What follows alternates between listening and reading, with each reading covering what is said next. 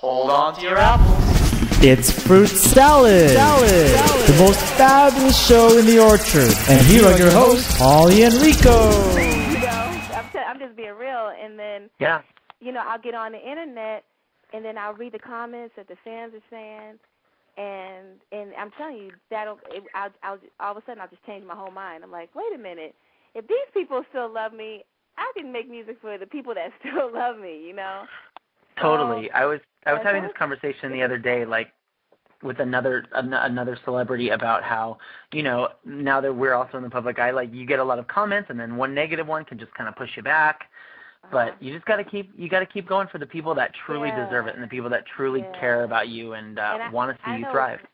One thing I can say is, you know, I've been doing it since I was a kid, and I have tough skin. Like, I can handle anything, and I'm glad that, you know, when I first started out, you know, I was like, I thought everybody was my friend and everybody wanted me to win, and you know, and now, you know, now that I'm older, I see that, you know, now I know what reality is all about, and I know that it's just a dog-eat-dog world that we're in. Yeah, it's sad.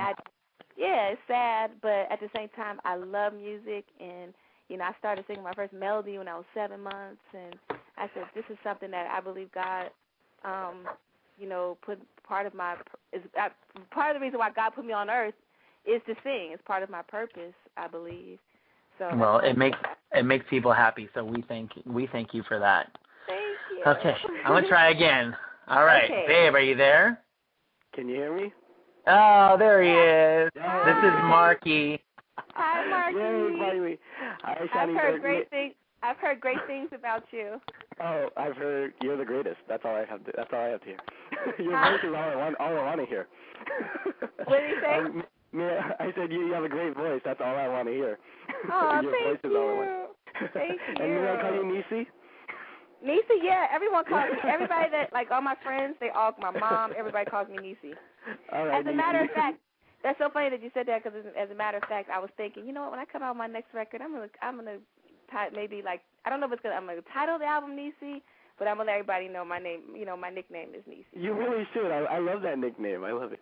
Thank you. Go, Nisi, go, Nisi, go. Go, Nisi. You're funny. But Nisi, I just wanted to let you know that I'm a huge fan, and thank you. I'm one of the people who's on YouTube watching you all the time, commenting.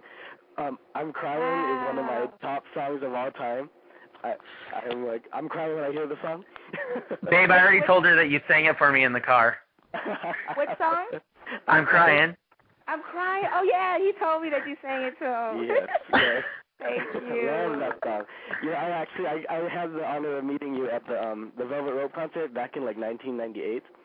At the who concert? Janet Jackson, the Velvet Rope concert. Oh, the Velvet Rope, okay. Yeah, I met you in the audience, and I had asked you if you were going to be doing anything. I guess you were working on the Shanice album. Oh, okay. And you did not disappoint. Oh, thank you. No, I was really hoping for a reason to come out as a single, but it didn't happen, but whatever.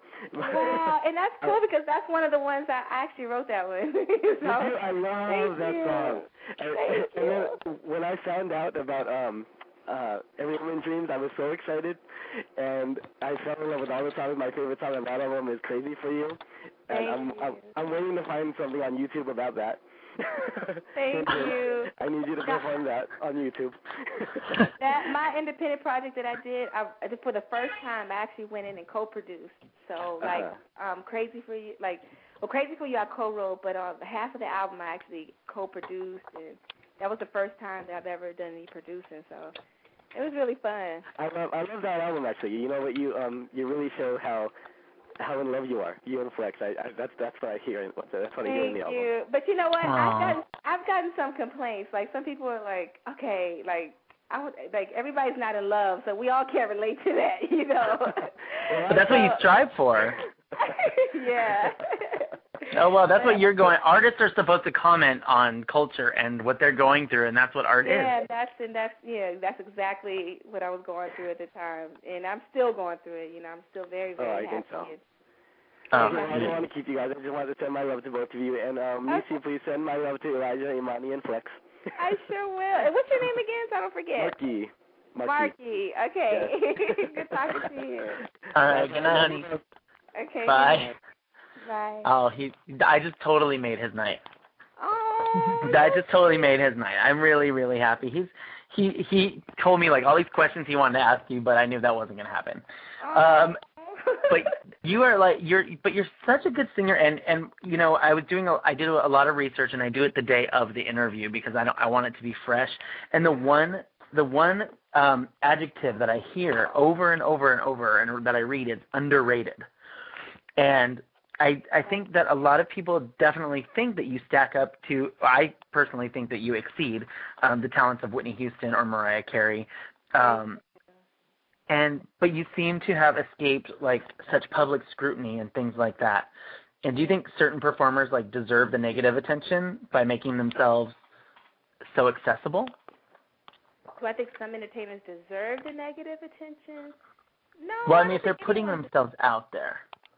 Yeah. No, I don't think they deserve it. I don't think. Yeah. I mean, I don't think it's fair. Sometimes I just see like, you know, what the tabloids are doing, especially like, you know, now Britney, she's got herself, you know, back on track. But you know, when she was going through her little moment, and you know, I just couldn't stand to watch what the tabloids did, you know, to her. And so no, I don't think it's fair.